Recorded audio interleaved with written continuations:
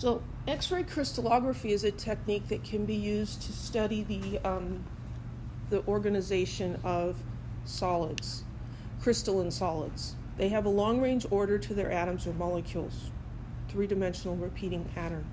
And this leads to them often having very beautiful geometric shapes. So here we have, this is a picture of a snowflake. And, you've probably heard that all snowflakes have 6 sides and, they're all different. Well, it's pretty much true. The reason that snowflakes are shaped this way has to do with how the individual water molecules arrange themselves in the solid form, and that has to do with their intermolecular forces, the geometry, etc. We also see a lot of minerals that have very cool geometric shapes. These are not, the angles on these crystals are not 90 degrees, which you might expect. But there's a whole bunch of different names for these different crystals. There's rhombic and orthorhombic and all these different shapes. So how do we figure out how those atoms or molecules are arranged? X-ray crystallography is one way to do that. This makes use of electromagnetic waves interfering with each other, and we've talked about this before.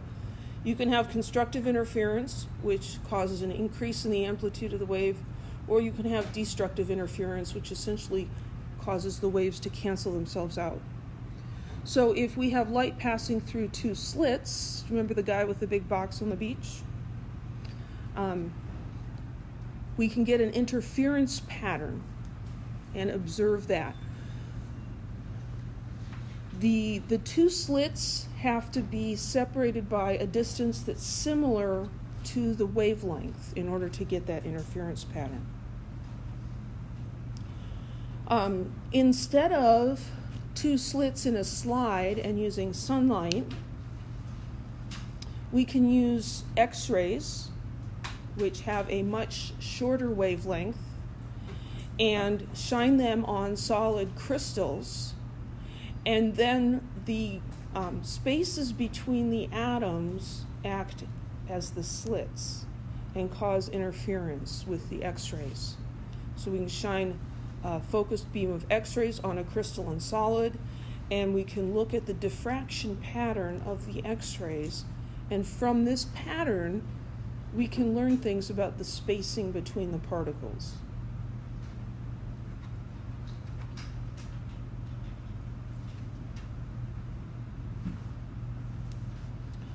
So if we have 2 waves that are in phase, they will have constructive interference if the difference in the path length is equal to a whole number times the wavelength, so that the waves still end up on top of each other. So a ray hitting here is going to reflect off. This ray is going to go in and hit the second layer of atoms and get reflected off. Ray 2 is traveling a longer distance than ray 1. Okay? And the difference in the distance that it travels is this A right here. It goes this much further on the way down and this much further on the way up. So the path difference is 2A. If 2A is a multiple of the wavelength, then we'll get constructive interference. And we can observe that. We'll see a brighter signal from our wave. So this comes down to geometry. So n is an integer. We need some number, 1, 2, 3, 4, etc., times the wavelength to be equal to that path length difference, 2a. So if we look at the sine of theta, that's the angle here, which is also the angle at which the electromagnetic radiation is shining on the surface. The sine of theta is equal to a over d, the distance between the 2 layers. We can rearrange that and say that a is equal to d sine theta, and then we need that distance a to be equal to some number times lambda, and so we get this equation here. That's Bragg's law. I don't expect you to necessarily understand how that came about, but if you're good with geometry, you'll go, oh, cool, that was neat. By taking the X-rays and changing the angle at which we shine them on a surface, we can find particular angles where we get constructive interference. And so we can, from that, we know the wavelength and we know the angle. We can figure out what the distance between the two layers is.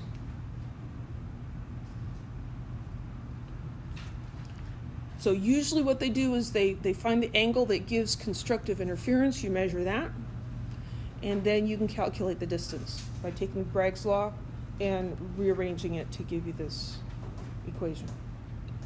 So X-ray crystallography is used to determine structures of lots of different solids, simple atomic lattices up to proteins and DNA and other biologically important molecules.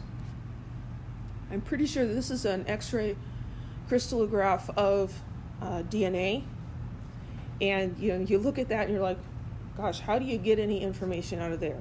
It's rather complicated, right? You measure the angle and you measure what you get out of this, and it's not a super simple matter. But X-ray crystallography played a major part in determining the double helix structure of DNA.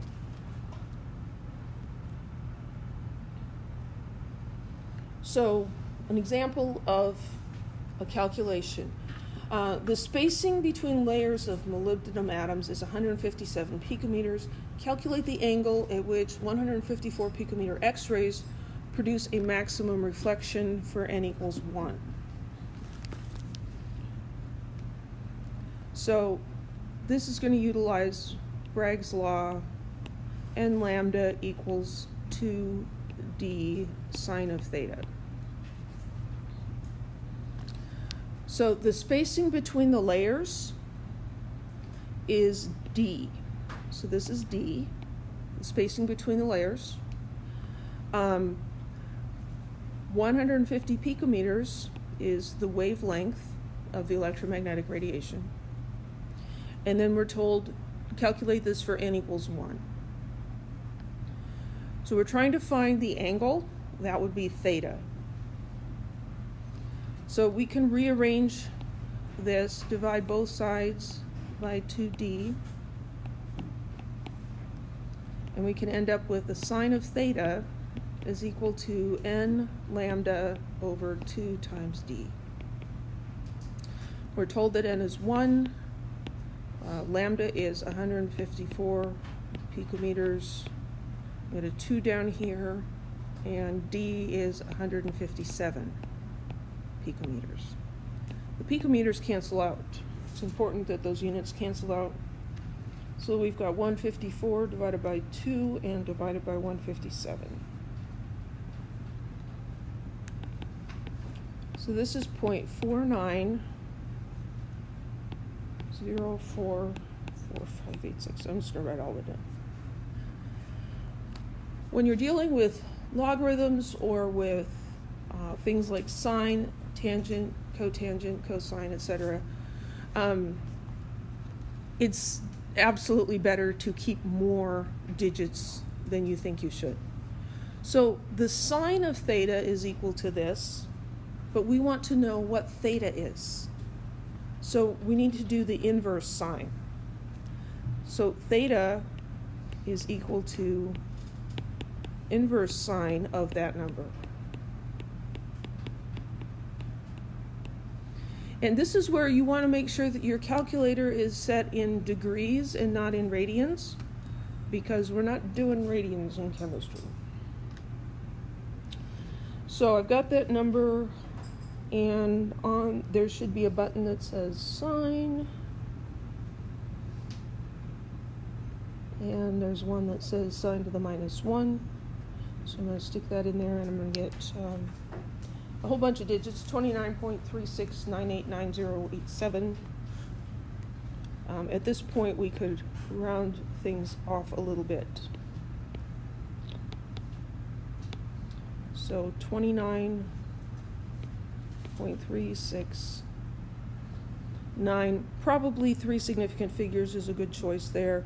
The unit there is going to be degrees, so we'll call that 29.4 degrees.